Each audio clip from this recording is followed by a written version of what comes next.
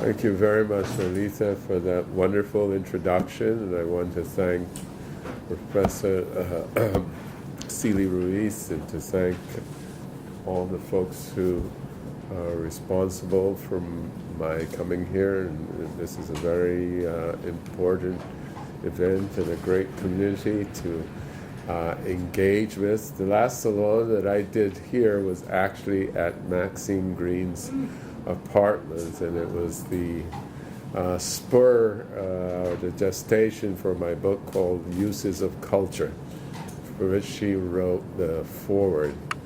So salons at TC are very important and very vigorously productive for myself. I also connect a lot with what Melissa has been saying about her intellectual background.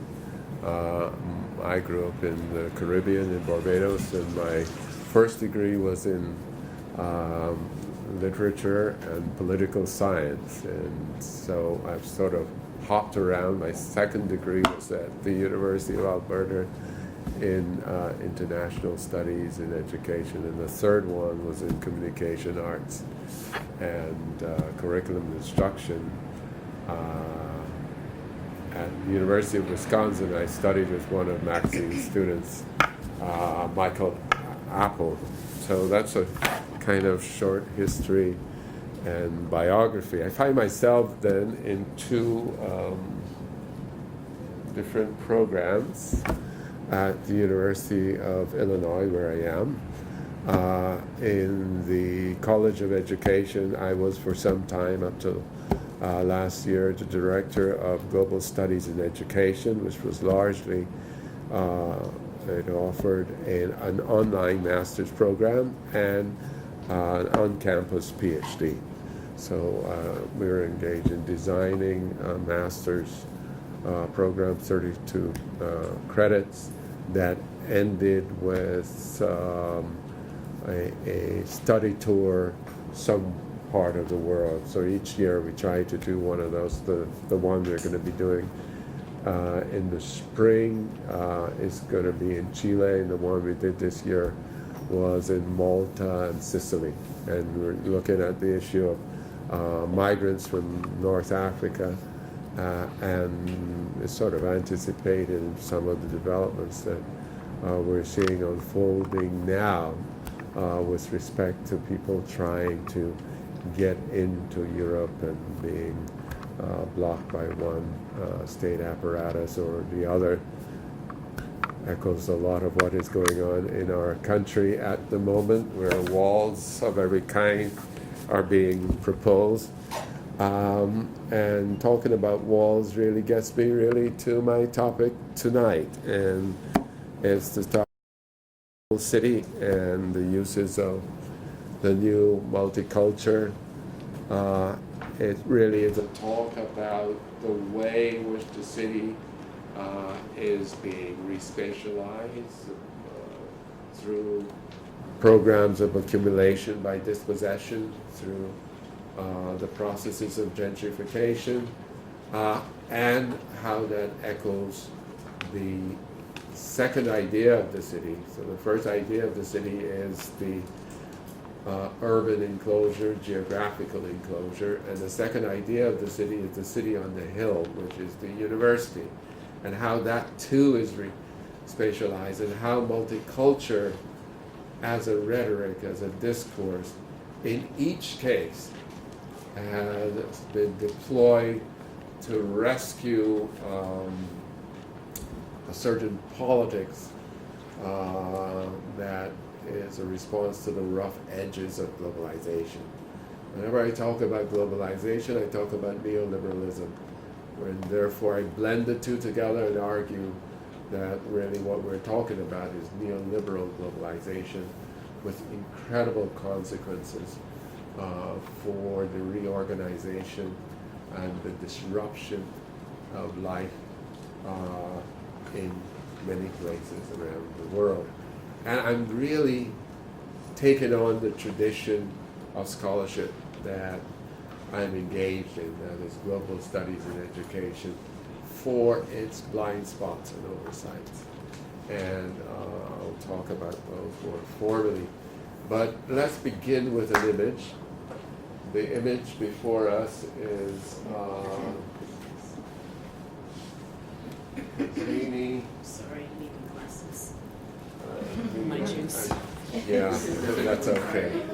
Cabrini Green row homes.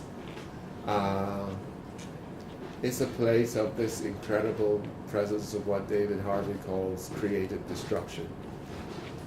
We might as well have been in Paris in the late 19th century, but similarly, Paris was being ripped up on its old terms and remade under the city planner Haussmann.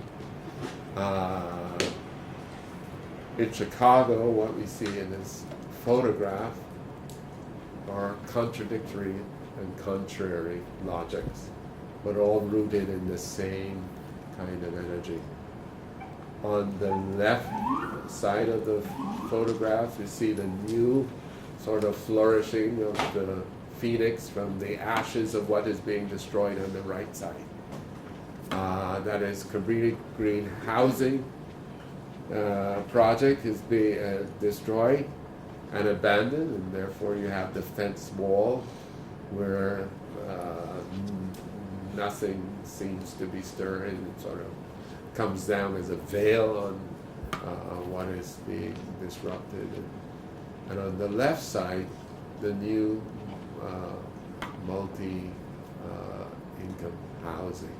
Well, you can see this across the universe, where a kind of logic of fictive capitalism, developmentalism, constructionism is generating these energies of absorption and expulsion. and then a rhetoric around this multicultural becomes the strategic language that paces over this contradiction. So let's go to this. Now where's the sound? The volume? Oh yeah, the volume is down somewhere. So here it is. Probably the best known name for the worship public housing. Let me start. Green in Chicago is probably the best known name for the worship public housing. At its peak, 15,000 low-income tenants lived in its high-rises. And this week, the final residents moved out as part of what the city of Chicago calls a transformation. Here's more from those who were the last year.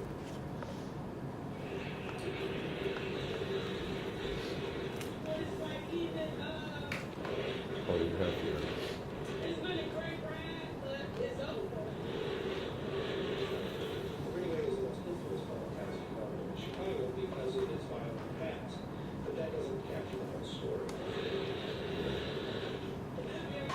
We was homeless before I was 8 years old. We slept on the streets, and we didn't have nowhere to go. And Cabrini was the only place that took us. This place we, it's just happiness. It's just all happiness. The families that's over there, and it was just good to know them. The Green homes, which were completed in 1942, a series of low-rise buildings, 540 apartments, and then later in the 1950s, even more land was cleared next to it. And that was when the high-rises were built in two stages, known as the Cabrini Reds and the Cabrini Whites. And that's the complex that really made up of those two developments. Why is Cabrini Green so famous? Because it's very close to one of the wealthiest communities in Chicago, the Gold Coast. And so, for that reason, it attracted a lot of attention. Cabrini has had a series of really tragic events over its years, and as a result, as in the minds of Chicagoans, has become a symbolic of the housing building. The first thing I saw, one of my friends was murdered. One of my friends, her name Keisha, rest in peace. Then I had another friend named Tasha Bronson, and she was murdered. Innocent bystander. The problem of how you So I think it serves the purpose of what I simply wanted to introduce anywhere. a process that's going on. Figure out how to socially bring social order. Dr. McCarthy, if you don't mind, since the acoustics in the room are really bad, would you mind making the clip available online? Absolutely, yeah. Thank you so much. And the point is really here is that you have got social policy operating against the desires, the points of affiliation of the residents. The residents connect to a place, they're disrupted, they're thrown out. Their space is reorganized and hypercapitalized. They're asked to reapply, subject to background checks, and also the ability to pay for the new. Of course, it's an impossible kind of goal, and so they are displaced to what Jean Anion calls stress suburbs and so forth. So this is what I'm trying in part to reflect upon, and the kind of the way in which a certain kind of discourse or deployment of multiculturalism attempts to assuage in the domain of science what is materially happening on the ground. The talk I'm presenting to you tonight is part of a new book I'm working on with an international cast of colleagues from India, Canada, Turkey, Korea, Colombia, and Kenya. We're calling the book Spaces of New Colonialism. And we're looking at the way three key institutional complexes of late modern society, the school, the museum, and the city, are pivotal sites in the new power asymmetries associated with neoliberal globalization, the universalization of the enterprise ethic. Sites are venues of what David Harvey is calling accumulation by dispossession.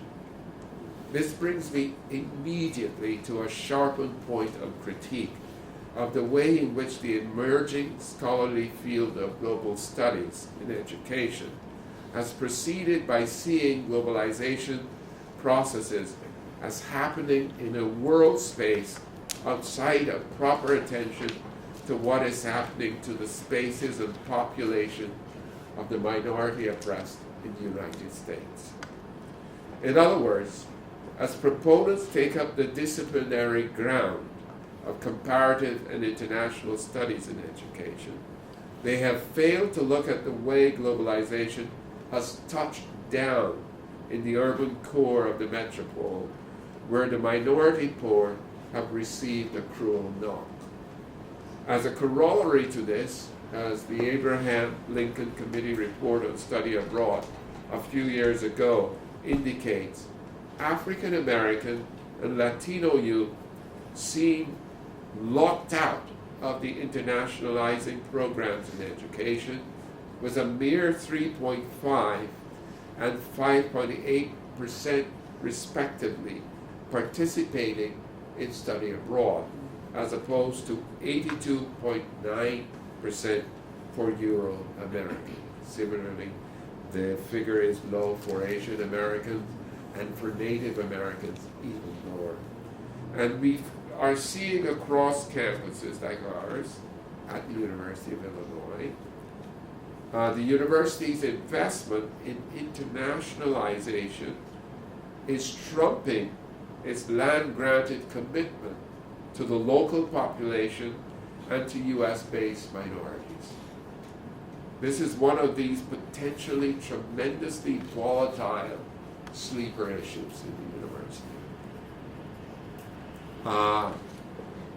That is to say, when we look at the university population at the University of Illinois, which has become now the largest,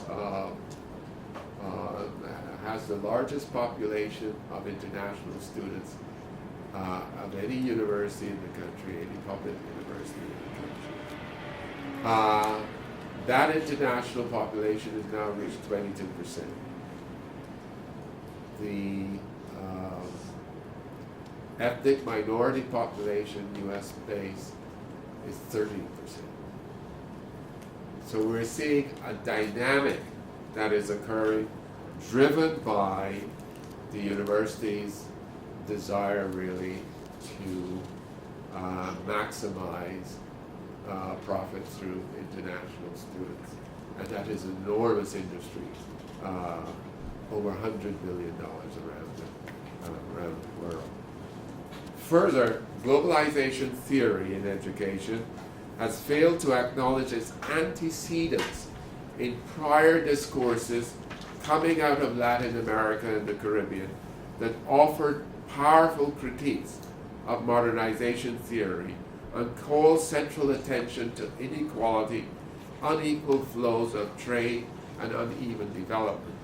I'm talking here about dependency theory that gestated in ECLA, the United Nations Economic Commission of Latin America group, and in the writings of Dos Santos, Chicolte, Fayeto, Dorfman, Prebisch, Andre Gunder-Frank, and George Beckford, who all foreground the issue of the savage inequalities that have come about as a consequence of conquest and imperialism.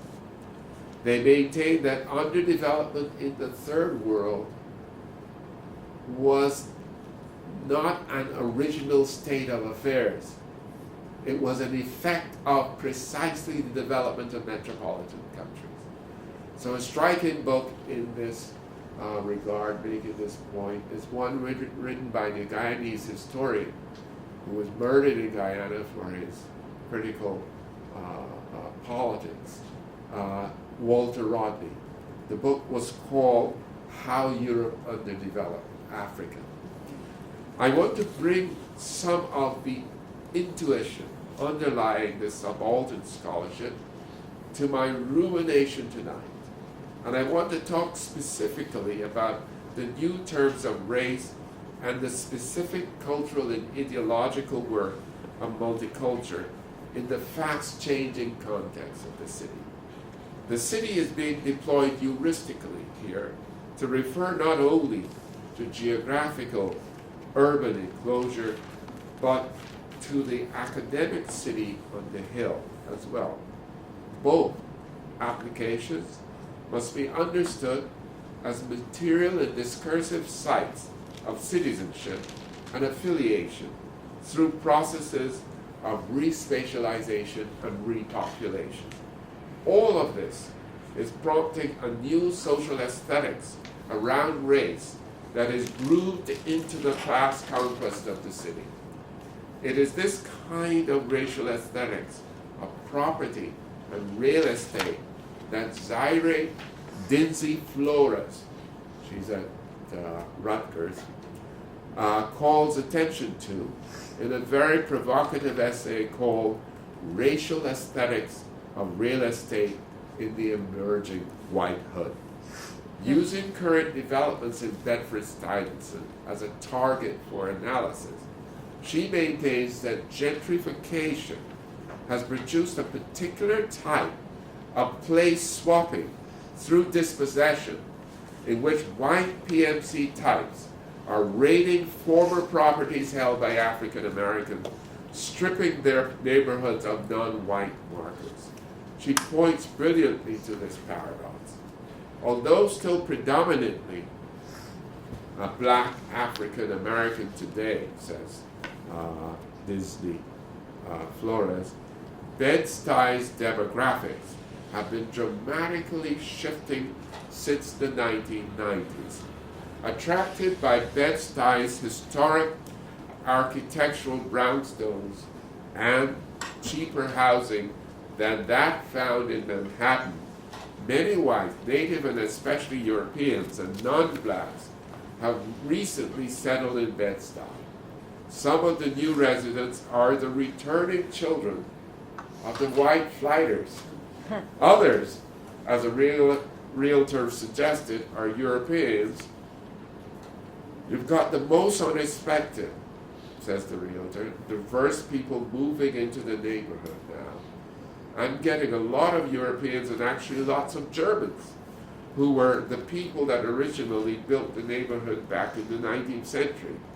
The new residents are attracted to what is purported to be, quote, the largest collection of intact and largely untouched Victorian architecture in the country, with roughly 8,800 buildings built before 1900. The significance of that is that in this area, because of urban policy neglect, these properties were not renovated and transformed. They oddly provide the pristine basis for a revaluation because they have the markers of the Victorian past, the buildings with some particular character. This logic of accumulation by dispossession is integral to what Norman Fairclough calls hegemonic or globalist understandings of contemporary life, in which globalization is seen as an inevitable, overwhelmingly positive, pluralizing, cosmopolitan, and modernizing force in human societies and contexts. At the heart of this hegemonic framework of reference is the recruitment of multicultural and diversity discourses as practices to a deeply motivated and strategic cosmopolitan project that portrays globalization processes as liberalizing and pluralist sui generis. Confronting this notion of globalization as some kind of transcendent technological sublime, scholars such as Saskia Sasson, who is here at Columbia, Melissa Gregg, who was at the University of Sydney, Doreen Massey and Iowa Ong, and David Harvey, have noted that globalization processes do not sit abstractly outside or above the specificity of context and local settings, but actually touch down somewhere. And God help us when they touch down. These scholars call attention specifically to the way in which globalization touches down in the city with tremendous consequence. As Massey has observed, globalization is linked to what she calls the material expression of power geometry. What follows here then builds on these insights on globalization, paying careful attention to the real existing circumstances of urban dwellers and the consequences of globalizing processes. So the work of Ang, the work of Massey, the work of Gregg, the work of Sasson, all feminist scholars in the areas of anthropology, sociology, is a corrective to a more abstract statement about globalization. That is the abstract statement that says globalization is about interconnections between peoples across distances and so forth. It's about distantiation, as Giddens calls it. They say you have to look ethnographically at what is happening on the ground. And then you see variability, and then you see particular kinds of surprising formation of interest and practices. I explicitly call attention to these developments in Chicago and elsewhere, where respatialization marks the transition of the city from an industrial administrative complex to the global city. That is Millennium Park, for instance. You know, one of the images that I wanted to show here is the map of Chicago's transit system, looking at the lines of railway that goes with the Chicago metro system, and how they thicken around the areas of Millennium Park, the Magnificent Miles, the tourist areas, and thin out as they go south into the African American communities on the south side and so forth. I associate globalization fundamentally with neoliberalism, and I will hereafter be blending the terms globalization and neoliberalism, deploying the concept of neoliberal globalization. I suggest that neoliberal globalization's fundamental features, the intensification and movement of cultural and economic capital, the radical liberalization and global integration of markets and financial processes across borders, the preeminence of transnational capitalist interests, the broad diffusion of the enterprise ethic, and the deepening precarity of labor defined by the race to the bottom, generate tremendous uneven development in the city. All of these globalizing processes, I further argue, are fully articulated to schooling as part of the deepening appropriation of the social commons in the age of late capitalism, in which the pillars of the North Atlantic model of modernity, the caring state, the self-sufficient worker, and the engaged citizen, as Larry Grossberg has told us, have collapsed. I want to look at the city as a site of a great struggle over the iconography of the present and the future. Today, El Papa was making exactly the same point to before Congress. You know, what do we want? What do we want of ourselves and of others in these times?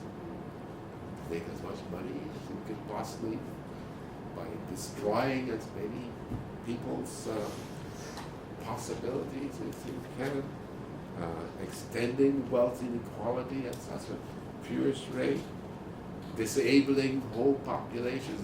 Is that the model of society that we want to place forward? In this sense, the city might be understood to have a double strategic logic in contemporary globalizing affairs.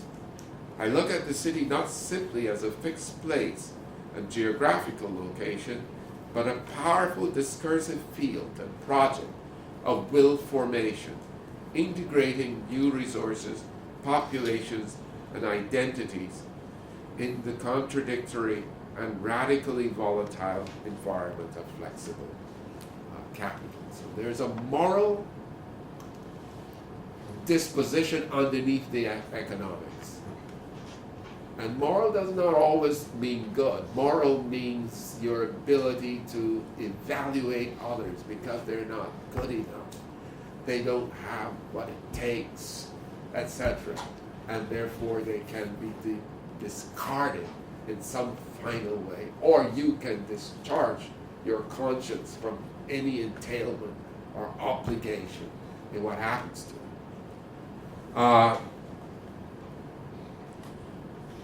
That breeds a particular type of politics. In this radically dynamic environment, race has achieved a peculiar likeness of being and is being deployed as a strategic multiculture for managing the rough edges of the transformation of the city from an industrial and administrative complex to a luminous proliferation of science, open to the world's aspirant and peripatetic professional middle-class subjects. Second, I argue that the discursive mobilization of the city as a site of rejuvenated desires and will formation, which appropriates and deploys multiculture, is not only focused on the spatial enclosure of the city, but is now deployed in the acquisitive appropriation of the cultural form of the minority poor. Even as minority populations are increasingly being expelled from the center of the new global acropolis. We're living in such times in which the conflict-ridden environment of the urban setting, witness Ferguson, Charleston, New York, Baltimore, Chicago, belies any facile claim or celebratory rhetoric trumpeting the frictionless nature of globalization. A proper understanding of the material and ideological work of neoliberal globalization must go beyond platitudes. In this sense, it is not enough, as scholars such as Mayoshi and John and Jean Kamara have done, to place emphasis on the universalization of the enterprise ethic. Instead, observers must note the powerful creative and destructive forces set in train by the neoliberal logic in which contemporary globalization is expressed. We must pay attention to neoliberal globalization's association with the great unmooring of things, of long-held social relations, the disembedding and ripping up of social bonds and social categories that we have used to apprehend modern life and modern institutions. Categories such as work, class, race, now are having their old contents emptied out and are being assigned new meanings that can evoke and call up contradictory moral resources and political purposes. Think of work, the work that we do as people within the university, how that is being retooled and becoming more and more precarious. We are at a point in the new developments associated with capitalism, flexible capitalism, hyper-capitalism, that could be described as a new primitive or predatory stage, a time of the relentless search for new sources of value in ever new quarters of everyday life and immaterial reality. As David Harvey has noted, we're living in the age of the dominance of accumulation by dispossession, practices of capital powerfully articulated in the logic of absorption and expulsion in the city. In his brilliant essay, The Foot Soldiers of Modernity, Paul Willis makes this insightful observation that capitalism exerts tremendous accumulative pressure on a wide range of the leisure and non-work activities of the chronically unemployed and underemployed, the working class without work. He maintains that in the contemporary context, capitalism is not simply appropriating from nature, but is engaged in the excavation of human nature or the fomenting and raiding of desires, anxieties, fears, and needs for identity and affiliation in a world in which movement, restlessness, ephemerality define existence and experience. In rebel cities, David Harvey calls attention to these developments with respect to the radical appropriation of space, the radical privatization of public resources and services once firmly held within municipal, city, and state governance. The feverish process of accumulation by dispossession is revealed in a relentless foraging for new value, and for new areas of the life world to absorb within the grip of profit making. Ever more areas of the social commons articulated across a wide swath of post-industrial societies are absorbed into capitalization in this neoliberal era. And of particular relevance to us as academics and policy intellectuals, knowledge production, creative practices, and cultural archives come under the grip of new identities generated in the wake of capitalization and commodification. The logics of what Richard Sept calls new capitalism are articulated to a broad range of developments linked to the state and social institutional dynamics of class, race, and gender, in which cultural institutions such as schools, even as they become less of a guarantor of the nexus between schooling and work, are crucial sites for the playing out of expanded and predatory programs and new capital. In this context, the resources of the state are up for grabs, particularly in areas of health, information gathering and manipulation, data processing, surveillance, prison construction and management, vision scanning, and in education, as Luis Miron, Brian Bobot, and Joseph Boslovic have documented with respect to the city of New Orleans in their book Only in New Orleans, Equity and Social Choice, post-Hurricane Katrina. As they maintain, public educational resources are rapidly being annexed and capitalized by private interests. It is in post-Katrina New Orleans, as they point out, where the Orleans Parish public school system was transformed almost overnight into a system of private charter schools. By these arguments, cultural institutions and cultural practices stand squarely in the crosshairs of this radical orientation of acquisitive capital towards the conquest of immaterial resources. In the discussion of globalization, we are too often preoccupied with how these logics are working outside the metropolitan centers of the Western world. It is now urgently important to redirect attention to the way in which the neoliberal privileging of the enterprise ethic is working back within metropolitan societies themselves. We need to pay attention as to how these developments are impacting groups differentially located in the city and how globalization is in an uneven manner throwing ethnic groups up against each other in real existing circumstances and in the context of the imaginary universe of simulation produced in the processes of electronic mediation.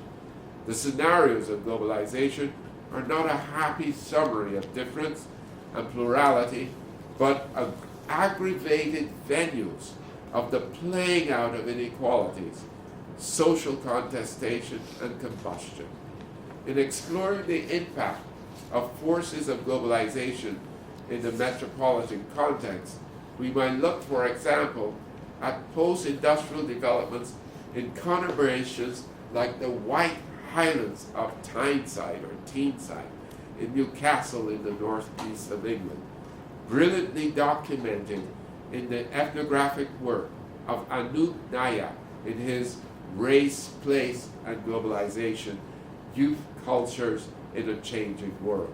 It is here, according to Nayak, that with the dissolution of shipbuilding and coal mining and the arrival of new multinational corporations like Samsung, foregrounding microelectronics and the whole shift to service industries, more open to the dexterousness and interpersonal communication skills of young women, that more and more white working class young men see themselves taking a last stand against a radically changing world and the invaders, black and brown immigrants, youth from the former colonies from Pakistan, India, Africa, and the Caribbean islands.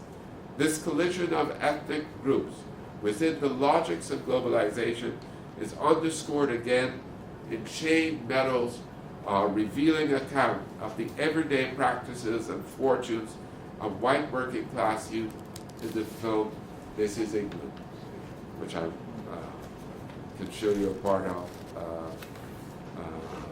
later.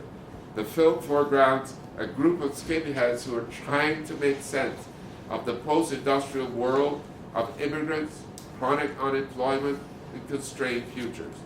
The world constructed in this film is one of an uneasy multiculture in which group hostilities to the newcomer are raw and violent.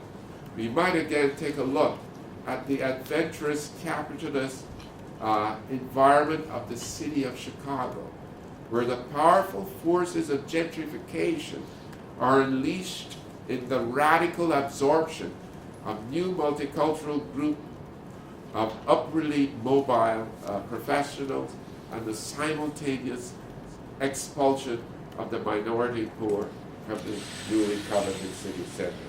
A telling example of the operation of these logic is the current razing of the Robert Taylor homes, the largest housing project in the United States. You can see it being demolished on YouTube, and its transformation into the new mixed income housing development called Legend South, from which the former black residents were excluded through new residency criteria and the cost of the new housing.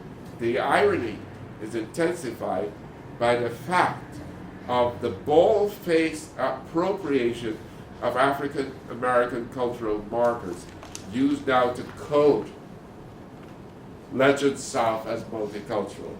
Thus, available wings of condominiums and apartments carry the names of major African American artists such as Lorraine Hansberry, so you can have your apartment in Hansberry Place, Mahalia Jackson, and similarly Gwendolyn Brooks. The retention of these names alludes to a time when this area of Southside Chicago, in which Robert Taylor Homes was located, was called Brownsville, a black metropolis into which migrant African Americans from the U.S. South retreated from the blatant racial hostility they experienced on their arrival to the city. Toni Morrison alludes to this in the Song of Solomon, in the stories he tells of the No Mercy Hospital. There's a hospital in Chicago called Mercy. There was no mercy because it did not accept black patients. Brownsville was literally a city within a city, where elite black performers such as Mahalia Jackson, Nat King Cole, Coleman Hawkins, and Duke Ellington would live and perform. Brownsville now is a site of an aggressive gentrification process in which hip newcomers are driving out the poor, even as their distinctive past becomes a cultural archive that can be rated for value-added features of the new housing stock. The royal battle over youth, schools, and the future is taking place within the remaking of the city, as cities such as Chicago, New York, Nottingham, and Manchester transform themselves into global metropolises. It may be that because of its role as a catchment area of the play of the new energies in the late modern world, and because it operates as a beachhead of finance capital, tourism, and the multinational and multi-ethnic classes in hot pursuit of recreational parks, magnet schools, high-end shopping and restaurants. Chicago now claims to be home to half of the nation's most expensive restaurants. It's a sort of recent development within the last decade or so. The city might be the most pivotal place to capture the dynamic respatialization precipitated by globalization. But I believe the city has an organizing and orienting principle, both derived from and sets off tremendous discursive moral and political force and will formation, not only as a protected and fortified space, a human settlement where strangers are likely to meet, as Richard Sennett famously calls it in The Fall of Public Man, but as a productive political trope or metaphor, a vector, a heuristic and workable platform through which the volatile economic, cultural, and social currents let loose in globalization can be negotiated. The rich teeming spoils of globalization can be harnessed. The city then is also a space of the political imaginary in which late modern subjects, much like the cities of Honoré Balzac's Human Comedy and Honoré Daubier's political writings or drawings describing the human foibles of the middle classes in the Second Empire France of Louis Napoleon III can hitch a ride to the rollicking and rambunctious future. If the first part of this presentation is about the city's appropriation and incorporation of culture and education within its acquisitive economic purposes, the second part is about education's appropriation of the city as a workable metaphor for resource mobilization and the narration of its distinctiveness to the world. This idea of the city usurps the state as a workable trope in the struggle over the iconography of modern life, taken on by institutions and units such as the school and the university. In this sense, educational institutions are both sites of management and modulation, critical to writing the hurly-burly futures of the new gentrifying global city. But there are also sites engaged in identity makeovers as cities or citadels in their own right. It is from this discursive vector of the city that these institutions reimagine themselves as players in the global arena. The University of Illinois at Chicago makes this plain in its strategic plan. Everybody has a strategic plan. Community colleges have strategic plans. High schools have strategic plans. Kindergartens maybe developing them. But these things come into a point at a historical period. When you see certain traces of documentation and textual production, they mark certain kinds of development. This is the University of Chicago's strategic plan. America, it says, is becoming much more global and diverse. The world may not be quite as flat as Thomas Friedman suggests in his recent book, but one of the de facto measures of globalization is the almost universal internationalization of the world's research universities, as they work not only to retain their own countries' students and researchers, but also to attract students and research from around the world.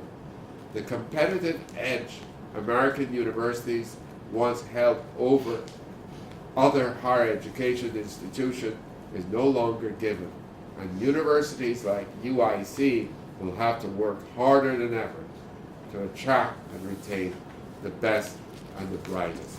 In other words, there is this extraordinary game going on over competition for international students as a way to boost and ride out economic crises. Indeed, some estimates, such as Alan Ruby's,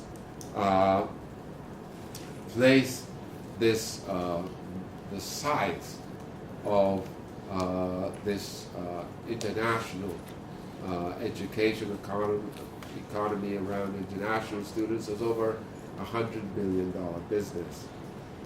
In a recent report, that is the 2040 report of NAFSA, the National Association for Foreign Student Advisors, now the Association of International Educators, maintains that 886,052 international students, the 886,052 international students and their families at universities and colleges across this country supported 340,000 jobs and contributed $26.8 billion to the U.S. economy during the 2013-14 academic year.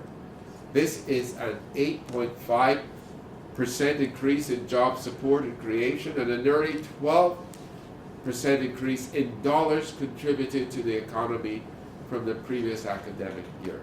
In other words, the growth in the international student market, dollar terms, is 5 or 6 times the growth in the national GDP, the growth rate. In other words, the international student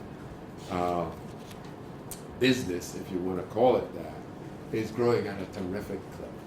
And we've seen this at the University of Illinois, and this is expressing itself. As I said, the university is in a way a city. The University of Illinois is the largest employer in Champaign-Urbana.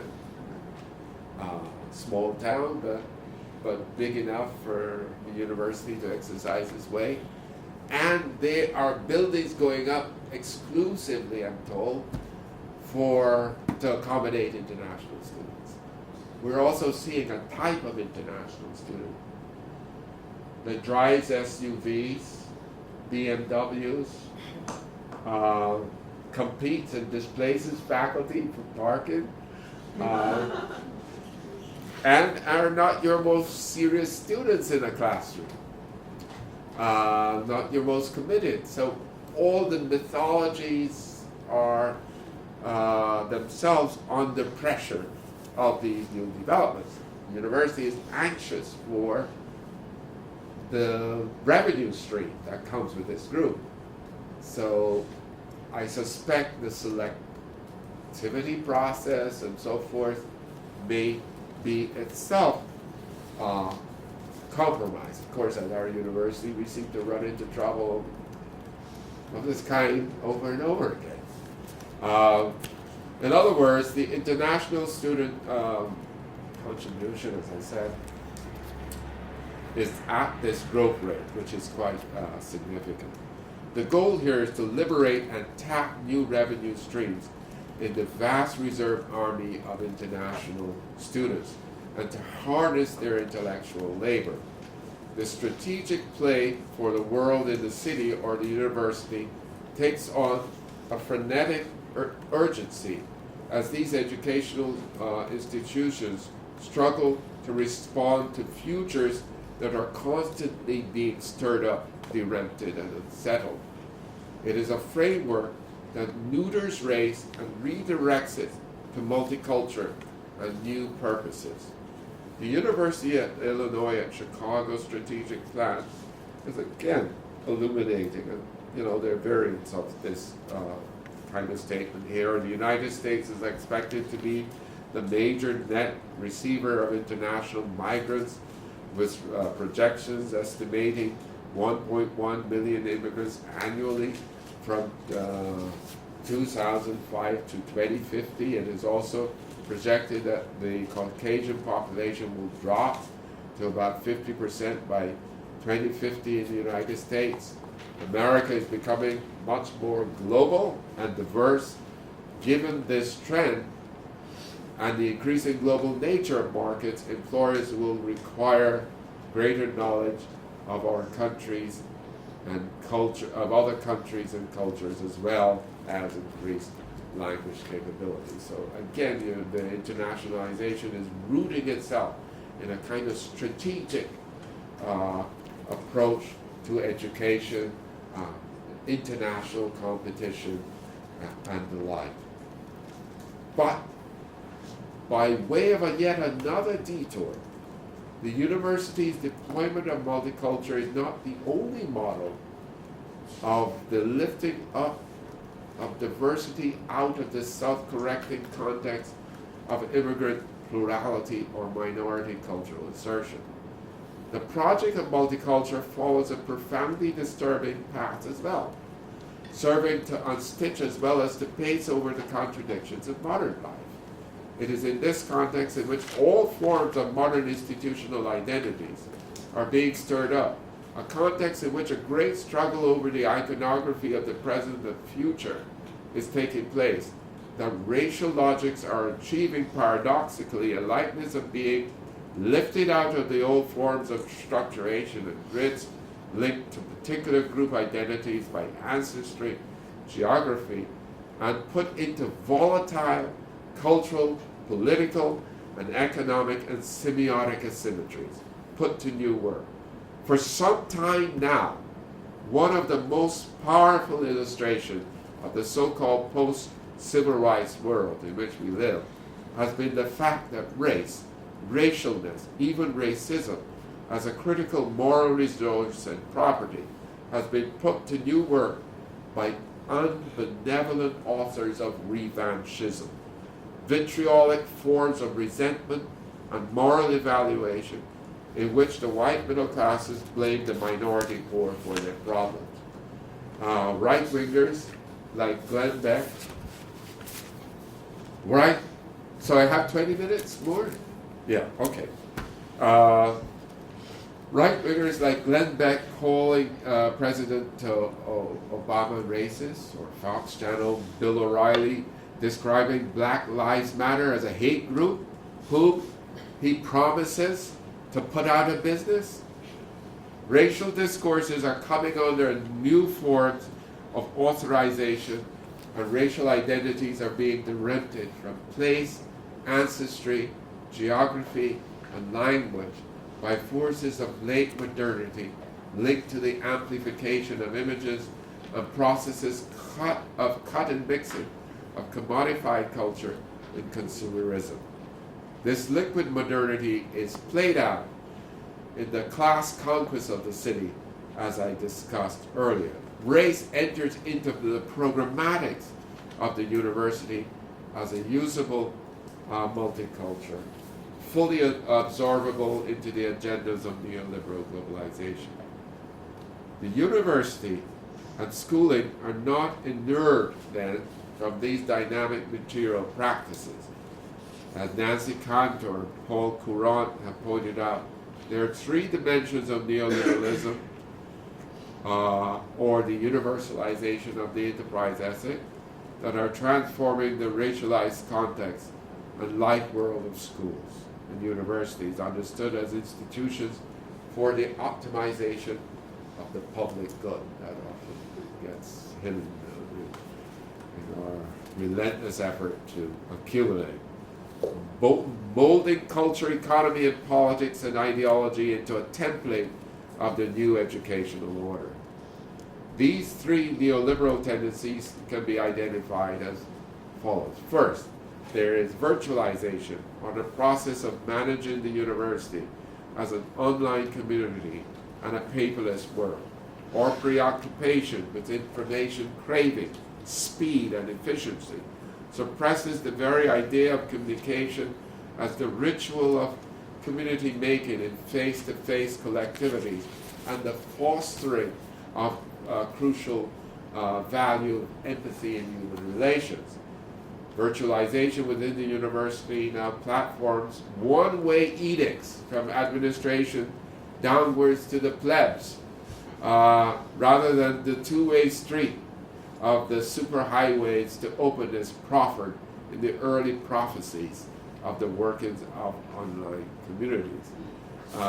We had that story at the University of Illinois about the latest case in which the administrators in question were debating whether they should discontinue their emails so that faculty might not be alerted to their processes of decision making in regard to rescinding a job offer that was offered to the professor of Native American Studies. He had a very fundamental breach of labor contract and a breach of freedom of expression for tweeting rightfully critical positions about Israel's atrocities in Gaza.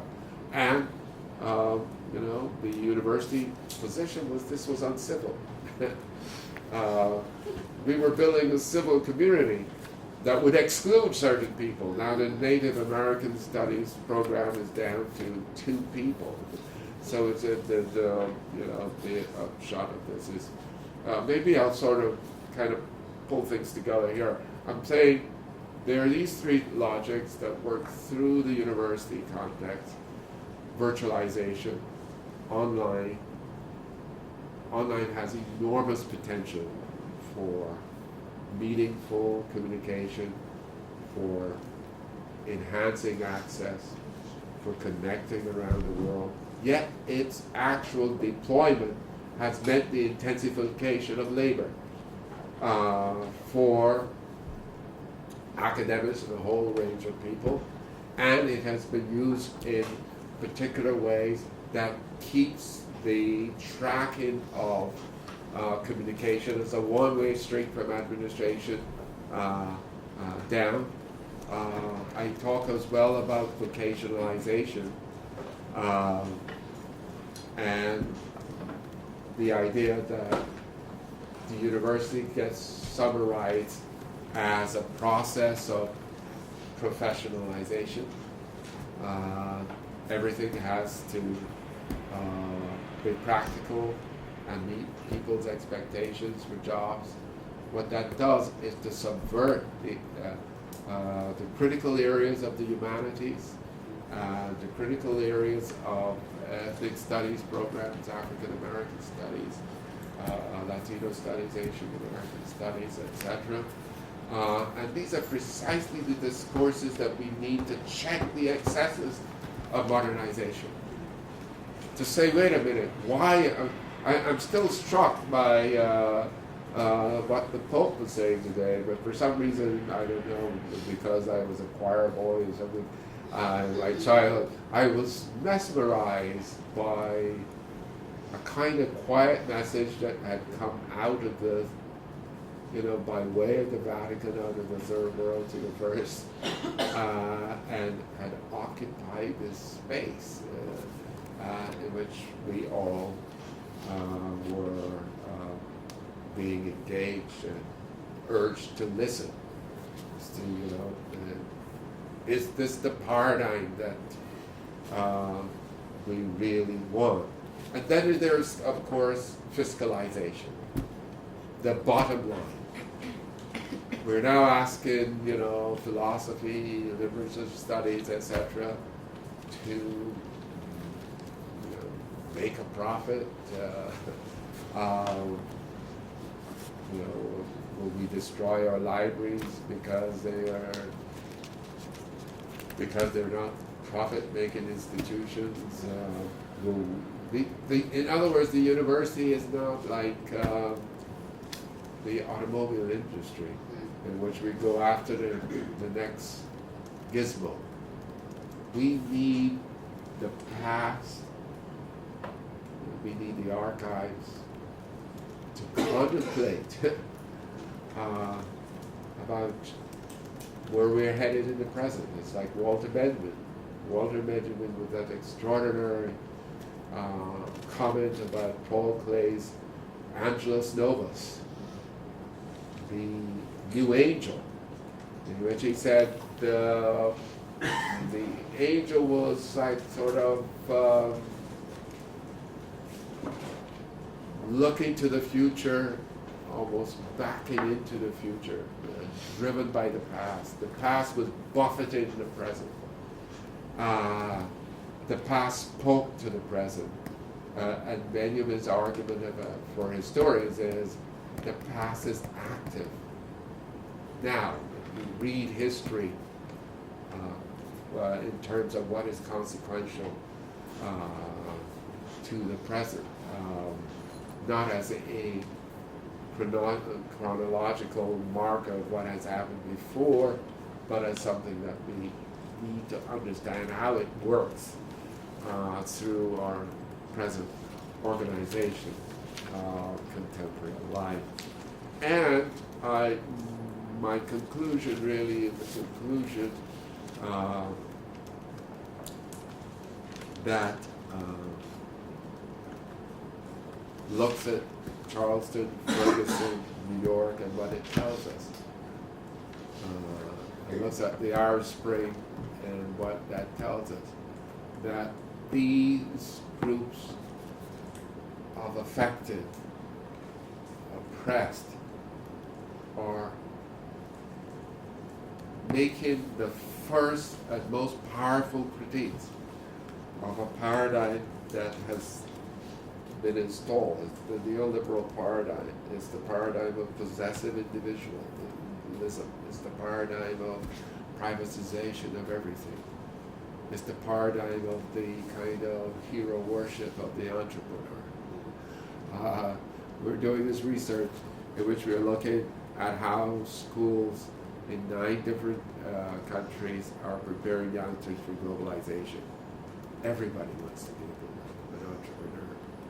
None of the school kids want to be a professor. None of them want to be politicians of the old guard. You can, when you look to the period just before the Second World War and somewhat earlier, in Singapore you have Lee Kuan Yew. You have in the Caribbean people like Errol Barrow and Eric Williams. You have Nyerere in Tanzania, Nkrumah in Ghana. These are people who are imagining, going through educational systems, often elite educational processes, many of them emerging from working class backgrounds, testing into these schools, etc. But they carry forward a commitment to Keynesianism. They carry forward a commitment to democratic possibilities and social understandings. Here's my daughter, whom I haven't seen in a while. I know I'm embarrassing you, but you can take a seat. My daughter started at Barnard just this semester. And has just come from babysitting Judith, so she was just here to hear her dad's conclusion. And that generation who were committed to changing the old colonial order and constructing in its place possibilities of democratic but material opportunity for a wide swath of society. I mean, look at Singapore, it's an extraordinary story. 1965, colonially attached to Malaysia. We look at Singapore now, one of the most extraordinary economies in the world, 15th largest economy, and a country that is about 270 square miles of longevity, greater than that in the U.S. Literacy. You could go on and on. That was the commitment of that generation. This contemporary generation that we're interviewing are not interested in that dispensation. They are interested in the possibility of a professional life and its supports in the elite universities around the world, particularly in the United States and in Canada and England. The school that we're looking at in Singapore now gets more students to go to Oxford and Cambridge than Eton. So the ambition is enormous. There is also a reciprocal action on the part of North American universities to recruit. So while we were in Singapore, the University of Chicago was there, Princeton was there, etc. And in India, the same. New school institutions are being created on a daily, almost daily basis in India. You can click on the URL for a school called the Mercedes-Benz International Secondary School. It's competing with the older secondary school models. Each of them creating now a new educational market driven by these neoliberal energies. And this is then what the central question that we're driving forward is the question emphasized by El Papa today, and that is this the paradigm that this is the struggle over the iconography of the present. It's the struggle over the iconography of what we want contemporary life to be, just as it was, as David Harvey points out, in Paris, the capital of modernity. There was a struggle then over how Paris was to be designed and organized and understood. And you could see it in the paintings, and you could see it in the drawings. You could see it in the way that Balzac wrote about contemporary middle-class foibles and so forth. So this is where our conversation, at least at this point, and what I'm presenting sort of ends. The creative destruction that is taking place in the urban centers, disproportionately felt by minorities, recuperated by a strategic use of multicultural, is expressed in a particular model of society and community. And the question is that model the model that we want to commit to? Or do we want to radically change that and create possibilities for the least able among us? Thank you very much.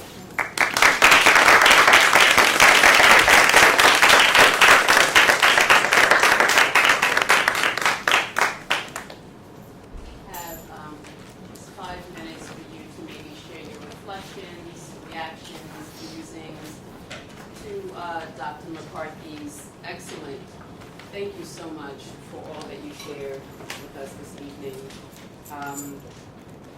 Often when I hear you speak, Dr. McCarthy, I'm left speechless and my mind is going in multiple directions. And tonight did not disappoint. What I found for me was listening to you and able to see the way in which my neighborhood on the Lower East Side has changed. The way when I engage with folks, how their neighborhoods have changed, and even in terms of the way specifically Teachers College may be thinking about growing in terms of innovation and change and the welcoming of international students. So your talk gave me an opportunity to find personal connection, but also connections to the places and people that I often am connected to. So I thank you for that. Yes. And I just open the floor for you to share. We don't have much time, but any thoughts that you may have. Yes. Sorry. So I guess my question is on gentrification and minority displacement. Yeah. So would you agree that like the continuation of building low-income housing in low-income neighborhoods perpetuates the cycle of poverty and things like that? And so would gentrification be, I mean, it clearly has negatives. Yes. I agree. But in some ways, bringing in economic opportunity, diversity, and things like that. I think that what you describe is the way it's represented, and that the discursive representation of what is happening doesn't take account of the tremendous displacement in the process, and that displacement often is represented in people moving to stressed suburbs, people moving out of. So I guess the biggest issue then is like where the displacement leads to. Right, and where gentrification and the closing of schools, etc., there's a logic between Renaissance, say 2010, which really emerged in the Metropolis 2020, which is a document that comes out of the Chicago Commercial Club. The Chicago Commercial Club was founded in the 19th century. It comprises the largest collections of CEOs in the city. They see themselves as the great designers of the city. And they speak to all these questions of educational reform, etc., and how particular types of labor needs to be educated at what levels, etc. It's an incredibly comprehensive document, an influential document affecting educational reform in Chicago and generated across the country.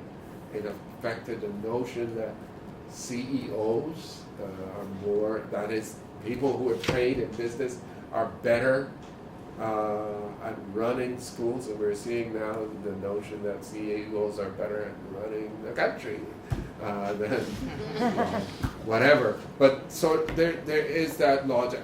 I do think that some of the intention is driven by policy motives of recuperation and incorporation. What I see in the urban context is a parallel to what we call in globalization theory, modernization theory, which anticipates global. The kinds of commitments of people like W.W. Rostock, Daniel Lerner, and others to attach in the third world to the developmental past of the first. That basically, if the third world countries follow the organizational logic of the first world, then they would experience, then they would take off. That was Rostock's argument. And what the dependistas in Latin America and Chile and others said, these countries were not originally disendowed, lacking energy and agency and so forth.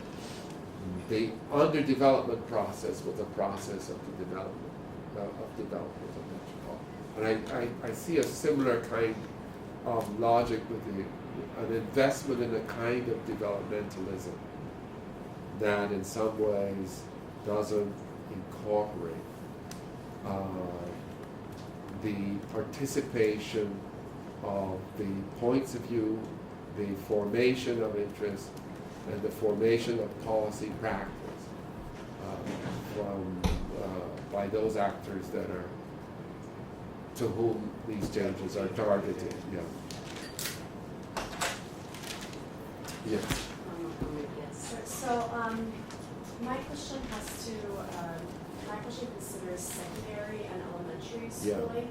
So public schools, I'm thinking of in New York City specifically, but Chicago might have a similar situation, are, we can say, as a generalization, failing the students. So what is your opinion on outsiders and private entities creating charter schools like the Bill and Melinda Gates Foundation, charter schools that perhaps have smaller population of students and can try to create interventions to have them achieve better? Good question. I'm very supportive of ideas of innovation. I feel like the public schools have been too easily written off as places where, in fact, educational achievement can occur. What we need is greater moral and economic investment in those schools. I'm not dismissive of the possibility that you could have private schooling that would be particularly caring and helpful but the patterns have been that whether you do this in Santiago, in Chile, or wherever, that the private schools get to select their population and then to trumpet their great achievement. And I think if we got out of playing those games, you know, private or public wouldn't really matter that much. If we were all playing the game of, we are trying to transform the opportunities and ameliorate the opportunities for young people of disadvantaged backgrounds. If we were all playing that game, rather than playing what I think is an ideological game, which is we can do it better in the charter schools than in the public schools, and we can let the public schools crash, as you know was done in New Orleans quite overnight. Then I think we would achieve, I think, better and more useful deployment of human resources. That's what I would like to see. Human resources and material resources deployed in a positive way that is transformative of people's life and is thoughtful and biological with them rather than impositional. So before we officially thank Dr. McCarthy once again, I want to invite all of you. Teachers College has another event that's happening this evening in Macy 263 as part of what's called a preemptive education conference. So you're very welcome to go, Macy 263. But I also want to thank my partners, the CPP team, Dr. Lalita Vasudevan, Dr. Mara Smith, Joe, who is recording everything, and particularly Dr. Jane Bogatz. Thank you so much for bringing your students from Fordham University to here to be with us. We hope that we'll be able to then bring a group of students to Fordham in the future. And just thank you for being with us, and thank you so much, Dr. McCarthy, for everything you shared. Thank you very